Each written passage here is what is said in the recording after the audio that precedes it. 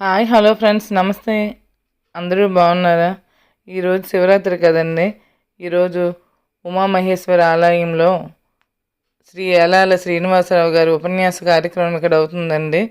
అందరూ కూడా ఆ ఉపన్యాసాన్ని వినడానికి మొత్తం అందరూ కూడా వచ్చారు. ఇక్కడ పూర్తులుగా ఈ సమస్త లోకాలని కూడా పరమేశ్వరుడు పరిపాలన చేస్తున్నారు.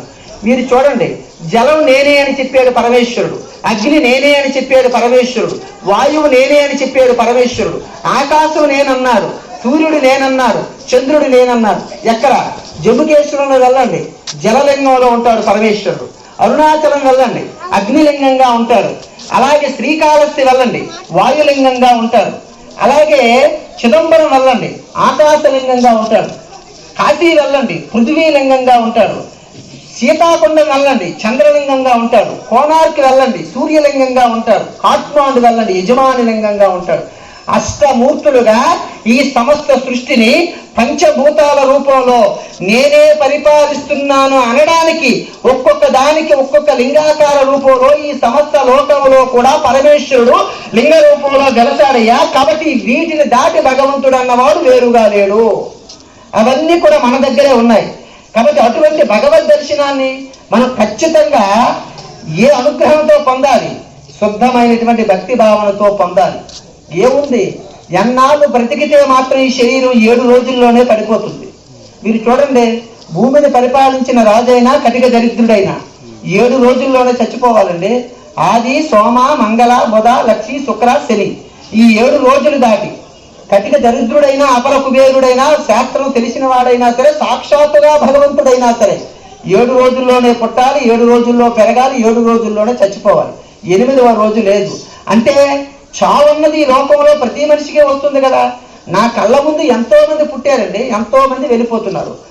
మార్గం వేరు, లైన్లోకి వెళ్తున్నామండి. ఒకటికి ముందు దర్శనం అయిపోతుంది, ఒకటికి ముందు దర్శనం అయిందని చెప్పి వెనక ఉన్న వారికి దర్శనం అవ్వదా? వీడు కూడా లైన్లోకి వెళ్ళిపోయి దర్శనం చేస్తాడు. నేనున్నటువంటి ఈ మృత్యు మార్గంలో ఒకడు ముందు వెళ్ళిపోయాడు, అదే మార్గంలో నేనున్నాను. ఏదో ఒక రోజు ఆ మృత్యు నన్ను కబలిస్తుంది, నేను కూడా వెళ్ళిపోవాలి. వెళ్ళిపోయినప్పటికీ ఏదో ఒకటి సర్దుకోవాలి. ప్రతి మనిషి కూడా ఆలోచించాల్సినటువంటి విషయం ఇదేనండి. ప్రతి మనిషి తాను వెళ్ళిపోయే రోజు అనేది ఒకటి ఉంది. ఒక వస్తువుకి ఎలాగైతే మ్యానుఫ్యాక్చర్ డేట్ ఉందో, ఎక్స్పైరీ డేట్ కూడా ఖచ్చితంగా ఈ లోకంలో ఉంటుంది.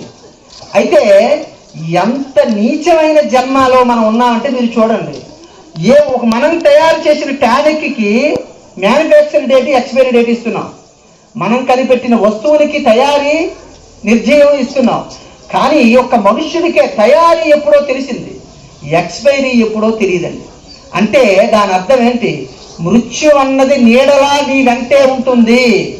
అది ఫలానప్పుడు వస్తుందని చెప్పడానికి ఏం వీల్లేదు. రేపు వచ్చేయచ్చు, ఈ రాత్రి వచ్చేయచ్చు, 10 రోజులు పోయిన తర్వాత రావచ్చు, 10 సంవత్సరాల తర్వాత రావచ్చు. ఎక్స్పైరీ డేటు లేనటువంటిది ఈ లోకంలో ఏదైనా ఉంది అంటే అది ఒక్క మనుష్య జన్మే. అయితే ఎక్స్పైరీ లేదు కాబట్టి మేము ధైర్యంగా ఉండొచ్చా అని అనడానికి కూడా లేదండి. కంసుడి కంటే ఎక్స్పైరీ డేట్ వచ్చిందండి. అష్టమ గర్భంబు నిన్ను హరించుమంటే 12 సంవత్సరాలు బతుకుతాడు, కానీ మనకు లేదు. కాబట్టి అది ఏదైతే ఎక్స్పైరీ రాకముందే మనం సంపాదించుకోవలసినటువంటి పుణ్యధనాన్ని ఖచ్చితంగా సంపాదించుకొని తీరాలి. ధనం ఎంత అవసరమో పుణ్యధనం కూడా అంతే అవసరం. మీరు నమ్మండి, మనం బ్రతకడానికి ధనం చాలా అవసరం అండి. ధనం లేకపోతే మన బ్రతుకు ఎలా ఉంటుందంటే అంతకు నీచం ఇంకొకటి ఉండదండి. ధనం లేని వాడు బ్రతుకు ఎలా ఉంటుందంటే శాస్త్రంలో చెప్పారండి. మాతా నిందతి నాభినందతి పిత భ్రాత న సంభాషతే మృత్యుక్యుప్పితి నాను గచ్చతి సుత కాంతాపి ఆలింగతే అర్ధ ప్రార్థన శంకయాన కురుతే సల్లాప మాత్రం సూరత్ తస్మాత్ నైతికమర్ధమార్జన సునుసృకే విత్తేన సర్వే వశ. మాతా నిందతి, అమ్మ ఎప్పుడు కూడా ఆశీర్వచనమే చేస్తుంది. ఎంత పనికి మారిన వాడవని, ఎంత అనారోగ్యగ్రస్తుడవని, అంగవికారంతో ఉండని, అంగవైకల్యంతో ఉండని, నా ఆయుష్ కూడా పోసుకొని బ్రతుక్కురా నాన్న అని చెప్పి ఆశీర్వచనం చేస్తుందండి. అటువంటి అమ్మ కూడా ఎదుగొచ్చినటువంటి కొడుకు 4 రూపాయలు కానీ తేకపోతే, అరే వీడు ఎందుకు పనికి వస్తారా, ఈ వయసు వచ్చేసింది, 4 రూపాయలు తెచ్చి నాన్నగారికి సహాయంగా ఉండడం లేదు, రేపు పొద్దున వీడు ఎలా బ్రతుకుతాడు, ఎందుకురా ఇలాంటి బ్రతుకుతున్నామని చెప్పి సంపాదన లేనటువంటి కొడుకుని నింద చేయడం తెలియనటువంటి అమ్మ కూడా నింద చేస్తుంది. మాత నాభినందతి పిత తండ్రి కూడా 4 రూపాయలు సంపాదించినటువంటి కొడుకు ఎదుగొచ్చిన కొడుకును చూసి, శభాష్ రా నాన్న, కడుపును కన్నందుకు, ఇంత కష్టపడి పెంచినందుకు ప్రయోజకుడు అయ్యావు, నువ్వు నాకేం ఇవ్వక్కర్లేదు, 10 మందిలో నా పేరు నిలబెడుతున్నావు, చాలా సంతోషం నాన్న అని చెప్పి అనగలిగి ఆశీర్వదించే కొడుకు, నాన్న ఎక్కడి నుంచో వస్తే కొడుకు వచ్చి నాన్నగారు కాళ్ళు కడుక్కోండి అని చెంబుడు నీళ్ళు ఇవ్వడంట. పనివారికి ఏదైనా పని చెప్తాడా, రూపాయి మాత్రం ఇవ్వవు, నువ్వు చెప్తే నేను వింటానా అని చెప్పి పనివాడు కూడా మన మాట అంగీకరించాడంట. అంటే రూపాయి సంపాదన లేకపోతే ఇంతమంది ప్రేమను మనం పొందలేము అని చెప్పి వెర్రెక్కిపోతావేమో. తస్మాత్ నైతిక మధ్యమార్జన సునుసరికే, నీ సంపాదనలో నైతికత లేకపోతే ఇవన్నీ పొందొచ్చేమో, వీటన్నింటికీ అతీతంగా ఉన్నటువంటి పరంధాముడి యొక్క దృష్టిలో మాత్రం మనం పడలేము అని చెప్పింది శాస్త్రం. నైతికం ఉండాలి. మనం చేసినటువంటి సంపాదన నైతికం కాకపోతే, ధృతరాష్ట్రుడు బోల్డంత సంపదన ఇచ్చాడండి, తన కళ్ళ ముందే తన 9 బిడ్డలు పోయారు. దేనికోసం ఈ సంపద? అదే పాండు మహారాజు బిడ్డలకు ధర్మాన్ని నేర్పాడు, కష్టాలు పడినా ధర్మాన్ని ఆచరించారు కాబట్టి విజయాన్ని సాధించారు, హస్తినాపురాన్ని హస్తగతం చేసుకున్నారు, పరీక్షిత్ ద్వారా ఈ లోకానికి భాగవతాన్ని ఇవ్వగలిగినటువంటి స్థాయిని పొందారండి. అది మనం పొందాలి. దానికోసమే ఇటువంటి ఉత్సవాలు వచ్చాయి. మీరు ఒక్కటి గమనించండి, పరమేశ్వరుడు స్వయంగా ఈ భూమి మీదకి వచ్చి మహాశివరాత్రి పర్వదినాన నా పుట్టినరోజు చెయ్యండి, భాద్రపద మాసంలో వినాయక నవరాత్రులు చెయ్యండి, ఆశ్రిత మాసంలో శరన్నవరాత్రి ఉత్సవాలు చెయ్యండి, కార్తీక మాసం 9 రోజులు నాకు ఆరాధన చెయ్యండి అని చెప్పి ఎప్పుడు ఏ దేవుడు చెప్పలేదు, చెప్పడు. అయితే ఎక్కడి నుండి వచ్చాయండి ఈ పండుగలు అంటే, మన పెద్దలు రుచీశ్వరుడైన వారు వీడు తెల్లవారు లేచిన దగ్గర నుంచి రాత్రి పడుకున్న వరకు ఏమిటో పిచ్చెక్కిపోతాడు, ధనం ధనం ధనం ధనం అని చెప్పి వెర్రెక్కిపోతూ ఉంటాడు. ఒక్కనాడు భగవంతుడు కథ జరుగుతుంటే, నాకు సంబంధం లేని కథ ఇది, నాది కాదు ఇది, ఎవరికో సంబంధం, గుడ్డ మార్చుకున్న వాడి కథ ఇది అని చెప్పి వెంపర్లాడి తిరిగేస్తున్నాడు. ఈ ఉత్సవాల పేరు నేను చెప్పైనా సరే, నాయన ఈ భాద్రపద మాసంలో వినాయక నవరాత్రులు, అమ్మవారి నవరాత్రులు, కార్తీక మాసం, అలాగే ధనుర్మాసం పేరు చెప్పితే అయినా సరే, ఆ 10 రోజులైనా సరే వీడు గుడికొచ్చి నా దగ్గర తల వంచి నా దగ్గర నమస్కారం పెట్టి నా స్మరణ చేస్తాడు, పుణ్యాన్ని సంపాదించుకుంటాడని చెప్పి మనకు మహర్షులు చేసినటువంటి ఏర్పాటు అండి ఇది.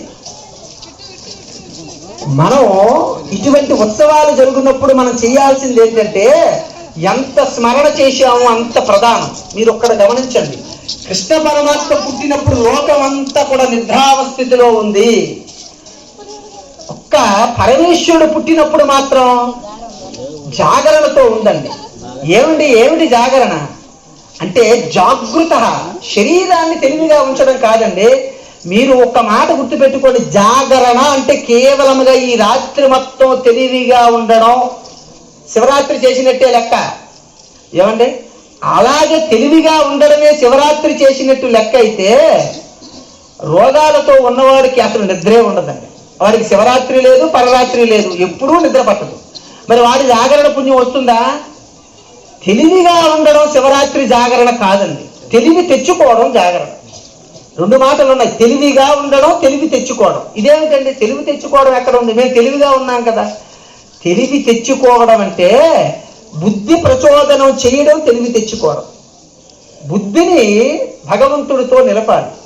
ఈ రాత్రి జాగరణ అని చెప్పి ఈ మనసుతో భగవంతుడు స్మరణ చేసుకుంటూ, భగవంతుడు కార్యక్రమాలు చేసుకుంటూ, భగవంతుడు ఉత్సవాల్లో పాల్గొని ఉండడం నిజమైన జాగరణది. అది జన్మకో శివరాత్రి, ప్రతి సంవత్సరం మీరు చేయొద్దు.